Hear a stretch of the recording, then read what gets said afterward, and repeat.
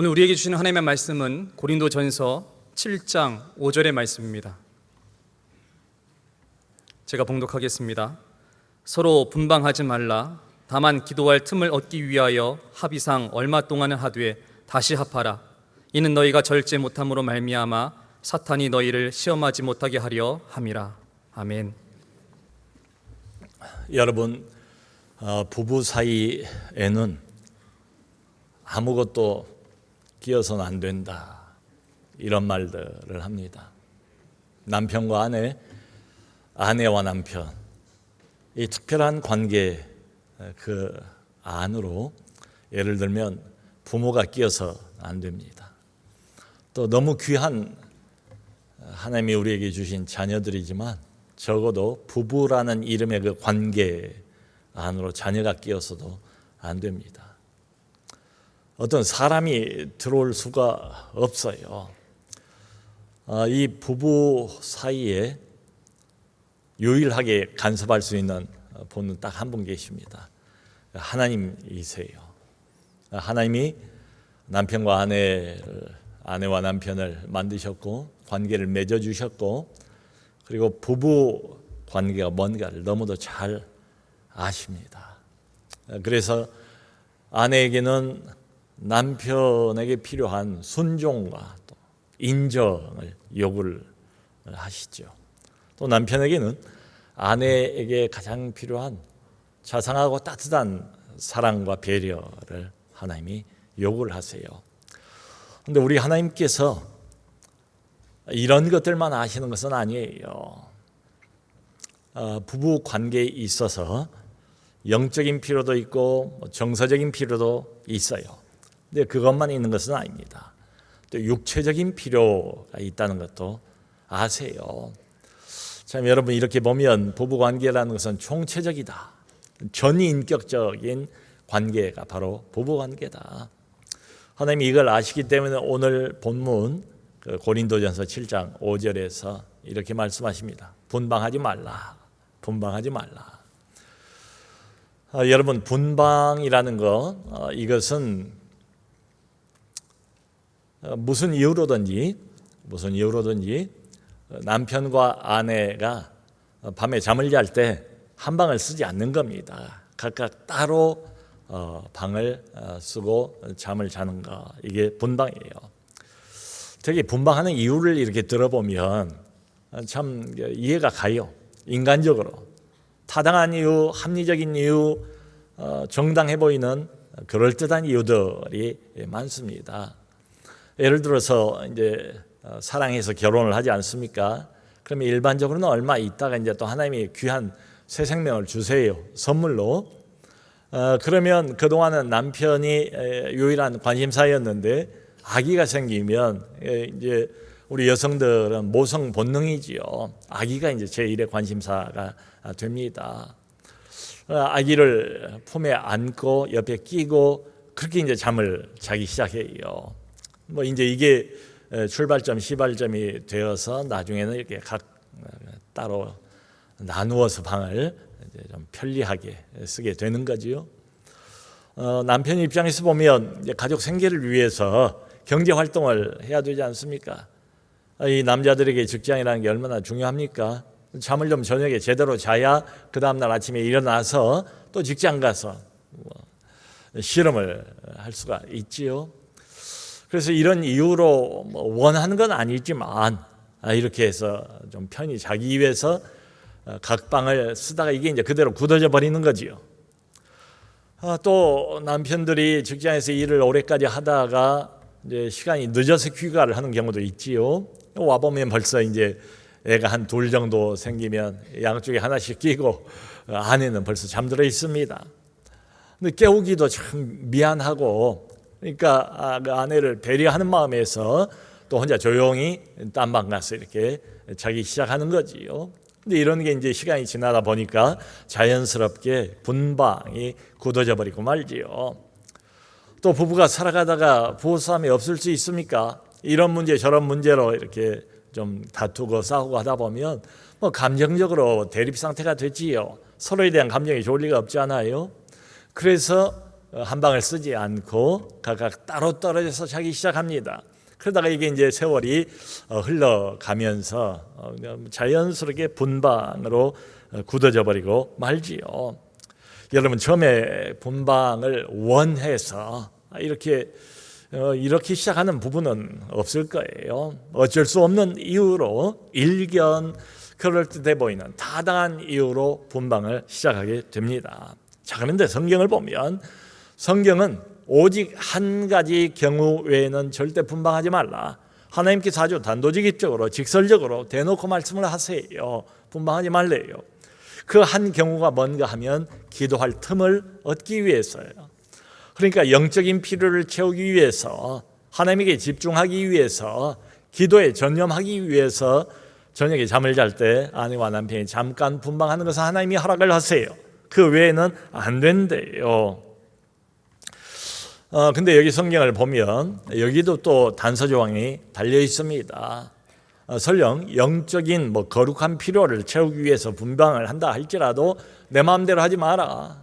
멋대로 분방하지 마라. 여기 보면 그 단어가 이게 딱 선명하게 눈에 들어옵니다. 합의상. 그러니까 이 말의 의미는 뭐겠어요? 내가 기도에 전념하기 위한 거룩한 목적을 가지고 있다 할지라도 상대방 배우자가 분방을 원치를 않아요. 분방을 불편해해요. 힘들어해요. 그러면 분방하지 말라. 분방하지 말고 기도하라. 이런 뜻이기도 해요. 자, 여러분 이렇게 보면 이 분방을 한다. 남편과 아내가 서로 나누어져서 한 지붕 밑에 살고는 있지만 잠을 잔다. 이 조건이 쉽지가 않아요. 이제 저희 세대 때 이제 어렸을 때 어렴풋이 기억이 나요. 그때는 방이 많지가 않았어요. 아니 방이 많지 않은 정도가 아니라 방이 딱 하나밖에 없습니다. 5 식구가 함께 한 방에서 지내는 거예요.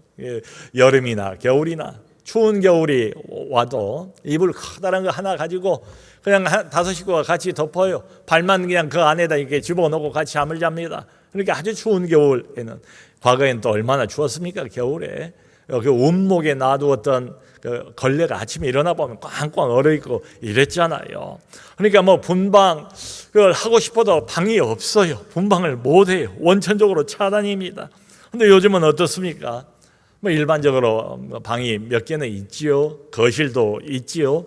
그러니까 이 달라진 환경 자체가 이 분방을 이런 의미에서 아주 쉽게 하도록 만들어주는 것 아닌가 하는 생각이 들어요. 또 요즘의 사회적인 어떤 그 추세는 어떻습니까? 조금 이렇게 남편하고 아내가 피곤하면 잠이라도 좀 우리가 편하게 자자 이런 생각을 가지고 각자 딴 방에서 자는 것을 너무도 쉽게 생각하는, 별 문제 아닌 것처럼 이렇게 생각을 하는 이런 추세가 아닌가 싶어요. 여러분 이제 결혼을 하고 세월이 흘러가면 나이를 먹지 않습니까? 나이를 점점 먹어갈수록 밤에 잠이 좀 적어져요. 밤에 잠은 잘 안 오고 잠이 적어지는데 옆에 있는 배우자 코골이, 또 어떤 사람이 이를 갈지 않습니까? 이빨을 이렇게 가는 소리, 이불을 이리저리 뒤척이는 이런 것 등등으로 인해서 잠을 잘 못 잘 수가 있습니다. 신경이 날카로워질 수가 있습니다. 그러면 나도 모르게 불만이 생기고 불평이 생기죠. 그러느니 차라리 우리가 좀 잠을 편하게 자자 하면서 쉽게 각방을 씁니다. 분방을 해요. 자, 그런데 웬일인지 하나님의 말씀은 이 일에 대해서 굉장히 단호합니다. 여러분 이 말이 애매합니까? 모호합니까? 알아먹기가 어렵습니까? 그런 게 아니죠. 매우 단호해요. 영적인 필요 딱 그 한 케이스입니다. 허락하시는 것은 기도할 틈을 얻기 위해서 분방하라. 그리고 다른 이유로는 분방 허락 안 해요. 왜 이렇게 하나님께서 엄격하신가? 여기 말씀을 보면 친절하게도 그 이유까지 하나님께서 설명을 다 해놓으셨어요. 여기 7절 뒷부분을 보면, 왜냐하면 너희가 절제하지 못함으로 말미암아 사탄이 너희를 시험할 수 있기 때문이다. 너희가 절제하지 못한대요. 너희가 육체적으로 연약하대요. 이게 분방이 길어질수록 남편과 아내가 살갗을 맞대면서 이렇게 잠을 자는 게 정상인데, 그러지 못하는 시간이 길어질수록 사탄의 유혹을 받기가 쉽다. 그러니까 사탄은 늘 호시탐탐 믿는 사람들을 어떻게든 무너뜨릴까, 어떻게 하면 그 영혼을 망가뜨릴까, 저 가정을 무너뜨릴까, 저 부부관계를 파괴할까 호시탐탐 엿보고 있다는 거예요. 그러다가 본방을 하면 옳다거나 됐구나, 이때가 기회다 하면서 사탄이 그걸 빌미 삼아서 그 틈을 이용해서 우리를 유혹한다, 시험하기 때문이다 라고 이야기를 합니다.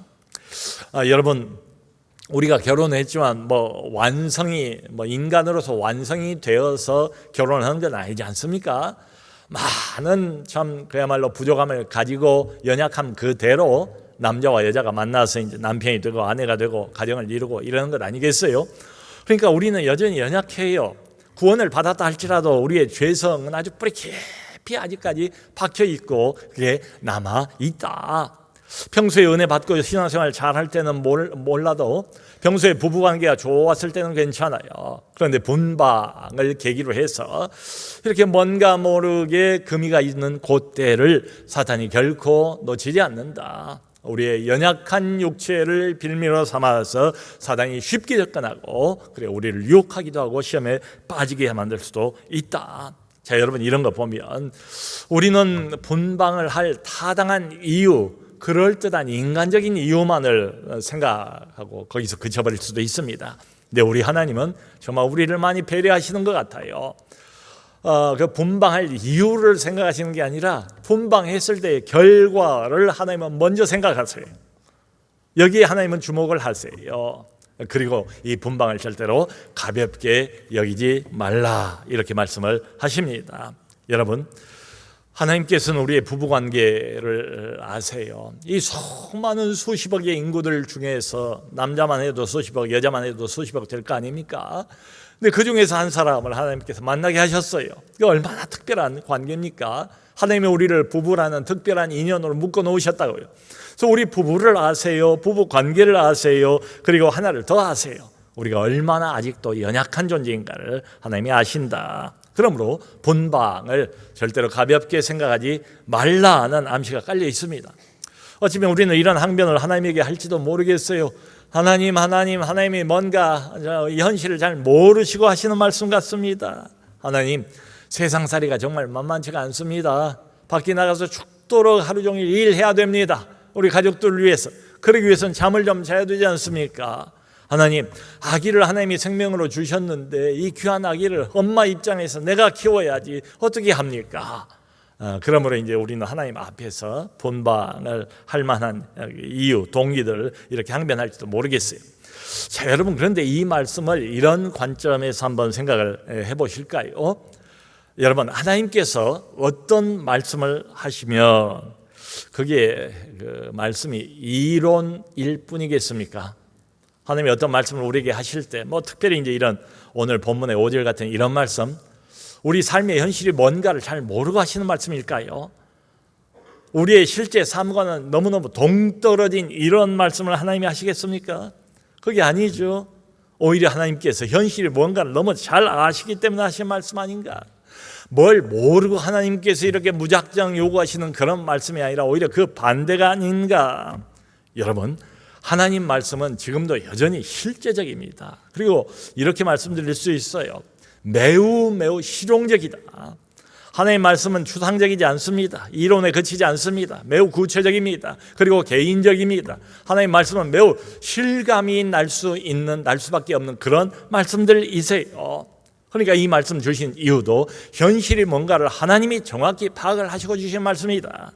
우리의 연약함 부분을 하나님이 내다보시고 하시는 말씀이고, 또 우리를 둘러싸고 있는 우리 주변의 어둠의 상황, 이 세상의 상황이 어떤가를 하나님이 너무도 잘 아시기 때문에 우리 보고 하시는 말씀, 본방하지 말라 말씀을 하시는 거예요.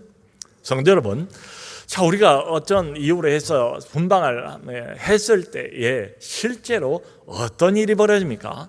실제로 어떤 결과가 생겨나게 되나요? 그 본방한 동기는 들어보면 이해가 가요.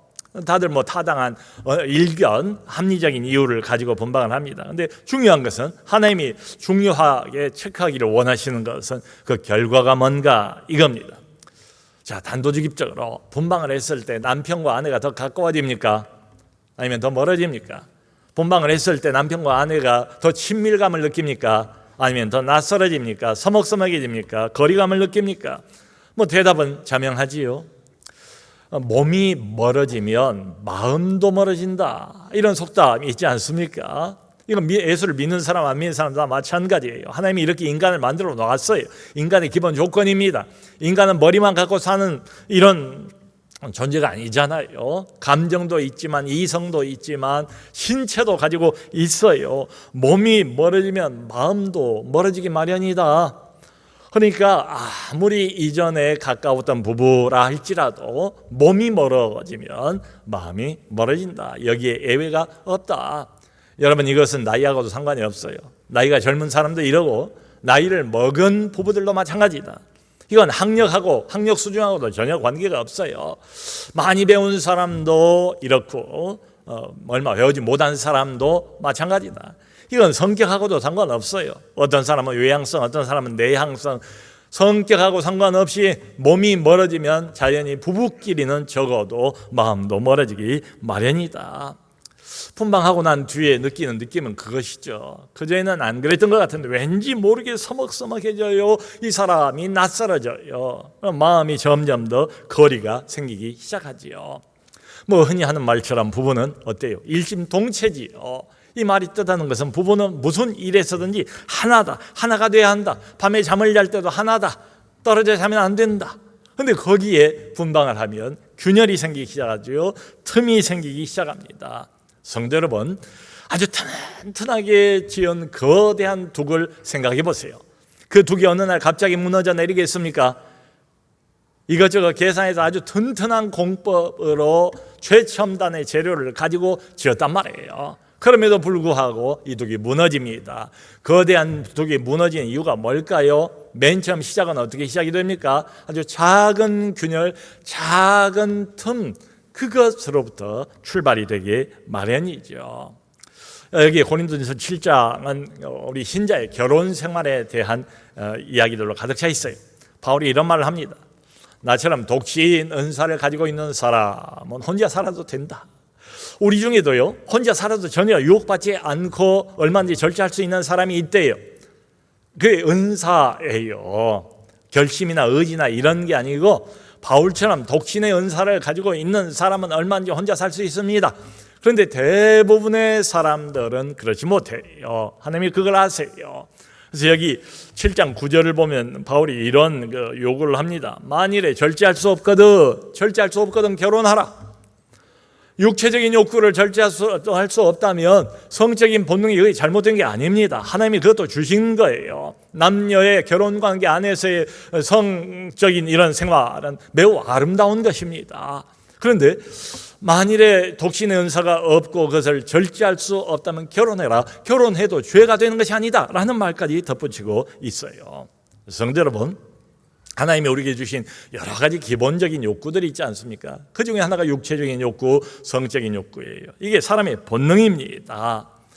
그러니까 분방을 하게 되고 이렇게 떨어져서 잠을 자게 될 때에 이 남자들 남편의 육체적인 욕구, 생리적인 욕구 때문에 유혹을 받을 수가 있고 시험을 받을 수가 있죠.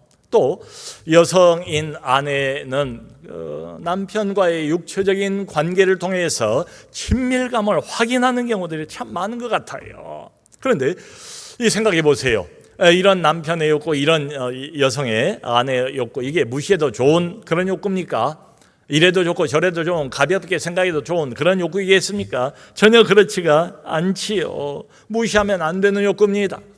부부 관계를 원만하게 유지하기 위해서는 반드시 양쪽에 다 채워줘야만 하는 그런 욕구예요. 당시 이 고린도 교회 뒷배경, 고린도 사회가 얼마나 어두운 사회였습니까?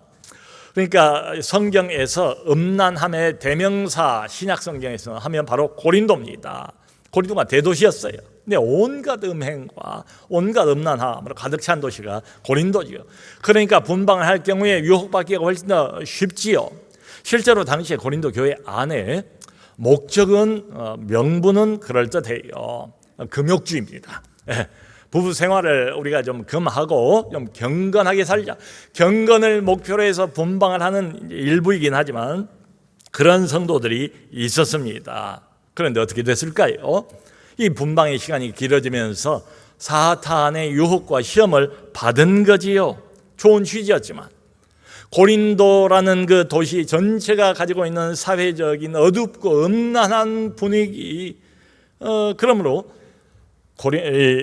분방을 계속 이어가게 될 때에 얼마든지 부당한 방법, 하나님께서 금하시는 그런 방법으로 음행에 빠질 가능성이 다분히 있었다. 여러분, 2000년대에 고린도 도시가 이랬습니다.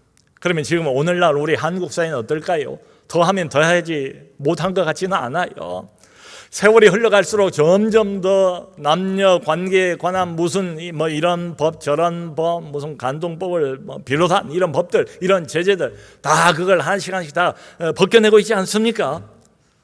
얼마든지 우리 한국 사회도 이보다 더 어려움을 부부들이 겪을 수가 있는 거지요. 자, 그러니까 처음 출발은 좋은 취지로 분방을 하기 시작했습니다. 근데 실제 결과는 이렇게 했더니 부부관계가 어려워져 버렸습니다. 부부관계가 파괴되고 만나는 거지요. 성도 여러분, 자, 지금 하나님께서 이 부부관계 특별히 함께 잠을 자야 된다, 분방하지 말라, 육체적인 관계, 지금 무슨 고상한 추상적인 이론을 말씀하시는 게 아니지 않습니까? 하나님이 원래 애당초부터 사람을 그렇게 만들어 놨다는 거예요. 그런 전제가 깔려 있지 않습니까? 몸과 마음은 서로 뗄 수 없다는 거지요. 몸과 마음은 서로 간에 영향을 미치기 마련이라는 거지요. 그러므로 분방하지 말라. 우리는 여러분 이런 말씀 앞에서 우리가 연약하다는 것을 좀 솔직하게 먼저 인정할 필요가 있어요. 실제로 이혼한 사람들을 보면 약 3분의 2가량은 이미 분방을 실현하고 있었던 그런 사람들이에요. 각방을 쓰고 있던 이런 사람들이에요. 그래서 이런 말도 합니다. 분방은 이혼의 전제 조건이다. 이혼의 전주곡이다. 이런 말 해요. 그래서 어떤 신혼들은 이런 걸 이제 알고 신혼 초에 아예 남편과 아내 두 사람이 각방, 분방 금지각서를 서로 쓴다고 합니다. 우리는 앞으로 이 검은 머리가 팥불이 되도록 그렇게 백년해로를 할 것인데 무슨 일이 있어도 각방은 쓰지 않기로, 분방은 하지 않기로 아예 처음부터 분방 금지각서를 쓴다고 그래요. 여러분, 우리가 살면서 부부싸움이 없을 수가 없지요.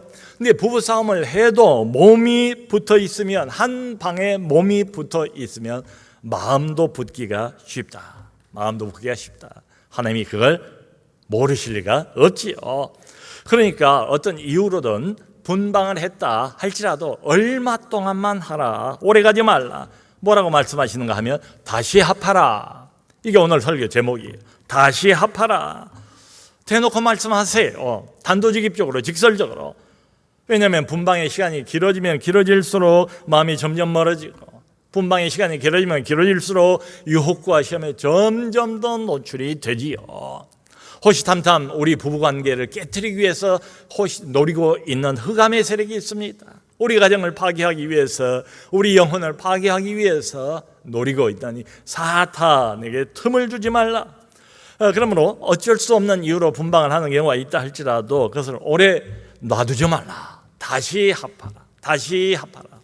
여러분, 저는 이 말씀이 거두절미하고 하나님의 말씀 아닙니까? 우리 크리스찬들에게 제1번의 인생의 표준이 뭐겠습니까? 우리가 우리 인생의 모든 결정과 선택을 어디에 맞춰야 되겠습니까? 하나님의 말씀이죠. 말씀이 1순위죠. 그러니까 모든 그럴듯한 이유를 다 뒤로 제쳐놓고 하나님 말씀을 1순위로 알고 이 말씀, 하나님이 이렇게 말씀하시니까 순종을 해야 되지 않겠는가? 이걸 1순위로 중심에 두고 나머지를 알아서 적절하게 조절하는 게 이게 맞지 않겠는가? 성도 여러분, 우리가 선택을 늘 해야 됩니다. 그러니까 육체적인 편리함을 선택할 것인가, 아니면 부부관계의 중요함을 선택할 것인가, 둘 중에 하나를 선택을 해야 돼요. 어떤 부부가 예를 들어서 목사님, 우리는 분방한 지가 꽤 오래됐습니다. 그런데 우리는 별 문제가 없는데요. 저는 이렇게 반문하고 싶어요. 과연 그렇습니까? 정말 그렇습니까? 실제로 그렇습니까? 우리 부부는 문제가 있다는 것을 스스로 인정하고 싶어하는 사람이 어디 있겠어요? 겉으로 보면은 뭐 특별히 부부끼리 은밀한 이야기죠. 이게 드러나지 않을지도 모르죠. 그래서 과연 문제가 없을까요? 하나님께서는 분방하지 말라, 이유까지도 분명히 이렇게 말씀을 해놓으셨는데, 성도 여러분, 우리가 하나님보다 더 지혜로운 자들입니까? 그렇지 않지요. 일전에 어떤 부부 상담을 했어요. 이제 부부끼리 다투고 벌써 이제 분방한 지가 몇 달 된 거예요. 이제 갈 때까지 간 거예요. 잔뜩 올랐어요. 남편대로, 아내는 아내대로, 뭐 서로에 대해서 제 앞에서도 비난을 하고 지적을 하고 못 살겠다고 하고. 그래서 이제 다 들었어요. 남편 이야기도 듣고 아내 이야기도 듣고. 근데 제가 가만히 들어보니까 말이지요, 이 사람들의 이 문제가 어디서부터 시작됐는가, 그때 제가 그렇게 느껴졌어요. 진짜 문제는 다른 게 아니라 이게 분방이다, 각방 쓰는 것이다. 그래서 제가 이 말씀이 성경에 없다면 모르지만 이 말씀이 아주 분명하게 명령형으로 있지 않습니까? 분방하지 말라, 다시 합하라. 그래서 제가 이 말씀을 근거를 해서, 하나님 말씀이 이렇게 딱 있으니까 얼마나 좋아요, 말하기가. 직접 대놓고 말씀을 드렸죠. 말씀을 잘 알겠는데, 자, 여기 하나님 말씀이 이렇게 말합니다. 분방하지 말라. 그리고 무슨 이유 때문에 잠시 헤어졌다 할지라도 다시 합하라 라고 이야기하지 않습니까? 두 분 다 열심히 하나님을 믿으시는 분들 맞지 않습니까? 그러므로 하나님 말씀에 순종합시다. 마음이 내키지 않고 감정이 좀 어렵겠지만 하나님 말씀에 순종하는 그런 심정을 가지고 여기에다가 맞춥시다. 오늘 밤부터 당장 합시세요. 합방을 하세요. 제가 합방을 시켜드렸습니다. 그래서 그러니까 거두절미하고 다른 이유 다, 하나님 말씀 앞에서 고개를 들 수 있는 다른 이유가 있습니까? 인간적인 이유가 있습니까? 이 말씀을 하나님 말씀으로 우리가 믿으니까 아멘하고 여기에 순종합시다. 이걸 1순위로 생각을 합시다. 싫더라도 말씀대로 순종하는 심정으로 오늘 저녁부터 함께 주무세요. 이제 이렇게 권면을 드렸어요. 여러분, 그런데 참 신기하게도 얼마 못 가서 이 부부가 문제가 해결이 된 거예요. 관계가 다시 회복이 된 거예요. 부부 싸움은 칼로 물베기라는 말이 있지 않습니까? 근데 이런 말씀 드리고 싶어요. 가만히 있어도 자동적으로 칼로 물베깁니까? 반대인 경우도 많잖아요. 그러니까 하나님께서 부부 싸움 있을 수밖에 없고 부부 갈등이 있을 수밖에 없습니다. 전혀 다른 한 남자와 전혀 다른 삶을 살아왔던 한 여자가 만나서 한 지붕 아래서 한 입을 덮고 살아가는데 왜 문제가 없겠어요? 문제가 없는 게 오히려 이상한 거지요. 문제가 있을 때 이 문제를 어떻게 지혜롭게 풀어갈 것인가, 어떻게 하나님 말씀대로 하면 됩니다. 그러면 여러 이유가 있겠지만 거두절미 하시고, 하나님께서 이렇게 말씀하신 데는 내가 미처 생각하지 못한 더 깊고 더 멀리 내다보시는 다른 이유들이 있지 않겠나. 사람을 만드시고 여자와 남자를 만드시고 부부 관계를 만드시고 그 많은 인구 중에서 오직 한 사람, 내 남편 내 아내를 만나게 하셔서 하나로 이렇게 짝지어 놓으시는 하나님께서 이렇게 말씀하신다면 이 말씀이 옳다, 이 말씀이 무조건 순종하는 게 맞다라고 생각을 하시고 이 말씀에 순종하는 마음으로 다시 합하라, 다시 합치면 좋겠어요. 사랑하는 성도 여러분, 내 구원도 하나님의 은혜입니다. 내게 이 배우자를 주신 것도 하나님의 은혜입니다. 세상에 무엇보다도 귀하고 또 귀한 내 배우자, 물론 미운 때도 있어요. 물론 마음에 안 드는 때도 많아요.